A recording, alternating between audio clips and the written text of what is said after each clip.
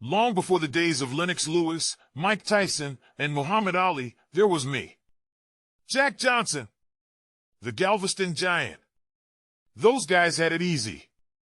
They fought a maximum of 12 or 15 rounds.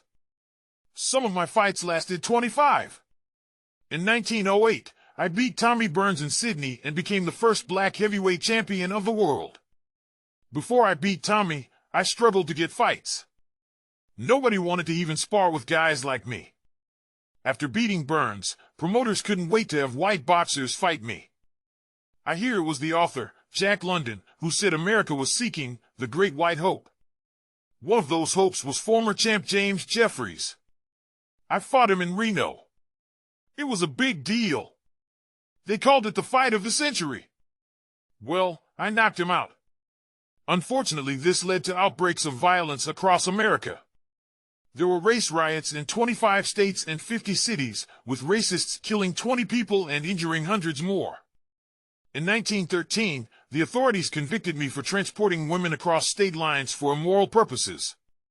The real reason was I was an unbeatable, black boxing champion in a fancy car who sometimes drove with a white girlfriend. The supposed offenses took place even before the relevant law, the Mann Act, had been passed. Anyway, while I was released on bond, I decided to get the hell out of Dodge. I fled to Canada and then Europe. I was a fugitive for 7 years. I fought in Europe and Cuba. Some say I threw my fight with Jess Willard in Cuba to get the authorities off my back. It didn't work, though. In the end, I went back home to serve my sentence in Leavenworth. After prison, I fought a few more times, wrote a couple of books, and did vaudeville and carnival acts. In 1970, James Earl Jones portrayed me in the film The Great White Hope. Later, in 2004, my story became a documentary called Unforgivable Blackness.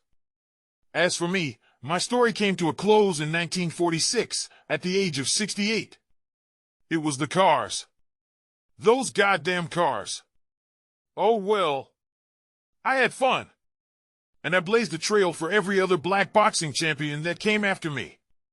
It was a good life. By the way, I was the owner of 2 nightclubs. The first was the Café de Champion in Chicago. The second was the Club Deluxe in Harlem. When I sold that one, the new owner made some changes and gave it a brand new name. The Cotton Club,